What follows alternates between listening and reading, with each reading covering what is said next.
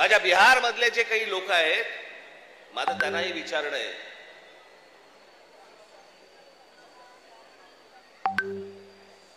की इथे मी आता आणलंय, इथे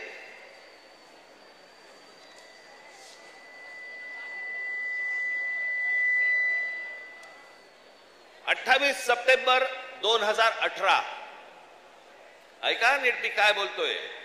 28 सप्टेंबर 2018 धुंदार, हिम्मतनगर जवळ, जिल्हा साबरकांठा, गुजरात, 14 महिन्याच्या एका मुलीवरती बलात्कार झाला। ती मारहाण, त्याच्यानंतर बिहारी लोकांना गुजरातमध्ये मारहाण केली आणि जवळपास मारहाण करून 20,000 लोकांना गुजरातमधनं बिहाऱ्यांना हाकलून दिले, बाहेर काढले। झाल्या का बातम्या?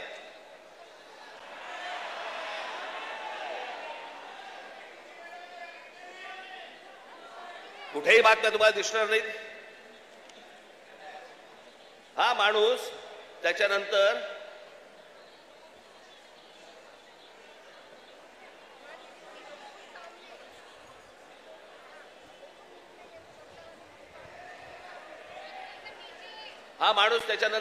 याने भारतीय जनता पक्षामध्ये प्रवेश केला, त्याला तिकीट दिलं गेलं आणि तो आमदार देखील झाला। म्हणजे यांच्या राज्यामध्ये हे वाटेल ते करणार, बाहेरच्या राज्यांमधली लोक आतमध्ये घेणार नाहीत, त्यांना मारणार, हाकलून देणार।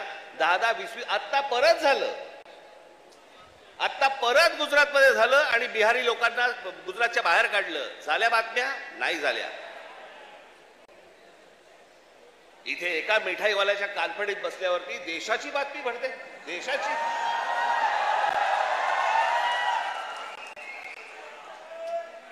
देशामध्ये चित्र असं रंगवलं जातं की बघा मुंबईमध्ये, महाराष्ट्रामध्ये अमराठी लोकांना कसे मारतायत।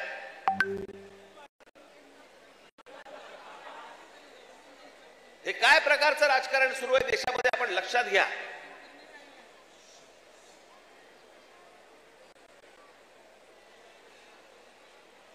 कसली कोणती हिंदी घेऊन बसलो आपण, ज्याला साधा 200 वर्षाचा इतिहास आहे। 200 वर्ष मराठी भाषेला 2,500 ते 3,000 वर्षांचा इतिहास आहे।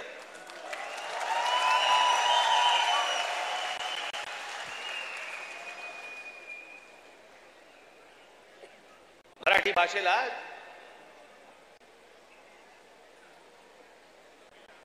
अभिजात भाषेचा दर्जा मिळाला।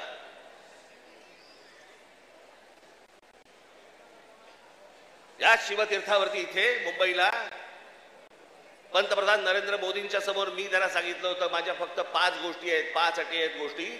त्यातली एक पहिली, मराठीला अभिजात भाषेचा दर्जा तुम्ही द्या। पंतप्रधान झाल्या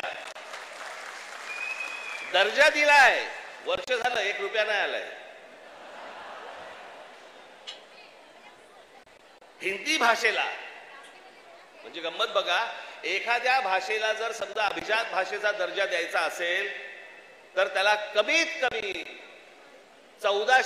कमी 1400 वर्ष जुनी ती भाषा पाहिजे, बरोबर? ही अट आहे कमीत कमी। म्हणजे हिंदीला अभिजात भाषेचा दर्जा मिळायला अजून 1200 वर्ष आहेत। 1200 वर्ष आहेत आणि ती भाषा तुम्ही आमच्या लहान मुलांवरती आणि आमच्यावरती लादणार। हिंदी या भाषेमुळे हिंदी चित्रपट सृष्टीतल्या नटनट्यांचं भलं झालं, ह्याच्या पलीकडे कोणाचं भलं झालं जरा सांगा मला। साधी गोष्ट आपण पकडूया की उत्तर प्रदेश, बिहार, मध्य प्रदेश, राजस्थान इथे हिंदी बोलली जाते। मग हे लोक उठतात आणि महाराष्ट्रामध्ये नोकरीसाठी काय येतात? जर हिंदी भाषेमुळे जर तुमचंच भलं झालं नसेल आणि तुमचीच राज्य मोठी झाली नसतील आणि तुम्हाला जर दुसऱ्या प्रदेशामध्ये जाऊन जर समजा तिकडे येऊन नोकऱ्या कराव्या लागत असतील, नोकऱ्या मागाव्या लागत असतील, गुजरात सारख्या राज्यामध्ये जाऊन तिकडे जर समजा तुम्हाला मार खावा लागत असेल, हिंदीने काय भलं केलं तुमचं? कोणती भाषा घेऊन बसलोय आपण?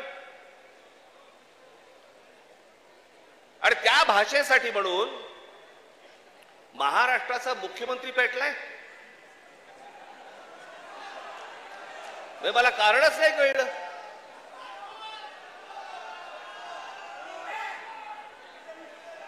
मी तुम्हाला साधी गोष्ट सांगतो, हिंदी ही या देशात कोणाचीही मातृभाषा नाही. हे पहिल्यांदा सर्वांनी लक्षात घ्या. ज्याची काल परवाकडे कालफडीत मारली ना, त्याला विचार तुझी मातृभाषा कुठची.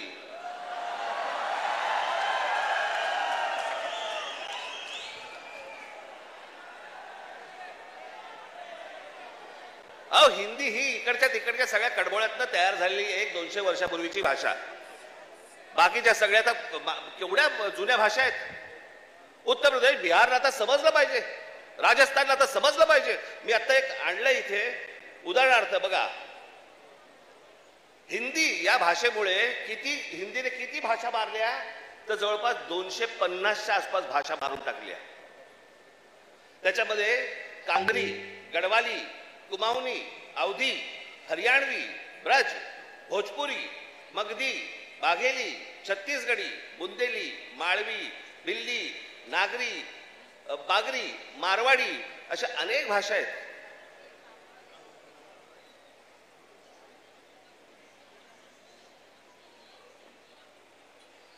आता बिहारमध्ये ज्यांनी पहिली हिंदी ही भाषा स्वीकारली, तिथे आजही 99% लोक मातृभाषा बोलतात, हिंदी बोलत नाहीत. म्हणजे अशा तर मी तुम्हाला सांगतो,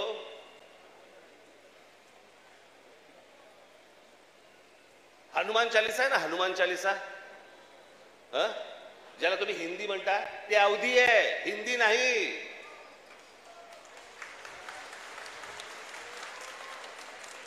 पहिल्यांदा भाषा आपण नीट समजून घेतली पाहिजे. मराठी भाषेचा आपण इतिहास नीट एकदा समजून घेतला पाहिजे. पण ह्यांना भाषेवरती यांचं प्रेम नाहीये. माझं तर सगळ्या भाषांवरती प्रेम आहे.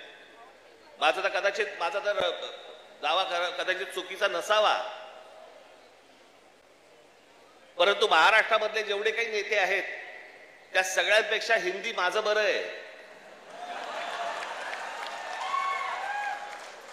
आणि याचं कारण माझे वडील. माझ्या वडिलांना व्याकरणासकट उत्तम मराठी तर येतच होतं, उत्तम इंग्रजी येत होतं, उत्तम हिंदी येत होतं, आणि माझ्या वडिलांना व्याकरणासकट उत्तम उर्दू येत होतं. भाषा कोणतीही वाईट नसते, कधीच वाईट नसते. जगातली कुठचीही भाषा वाईट नसते. हिंदी ही काही वाईट भाषा नव्हे. आमच्यावर लादणार असाल, नाही बोलणार जा.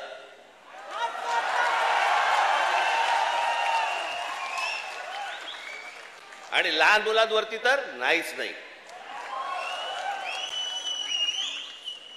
काही विषयच येत नाही या गोष्टींचा.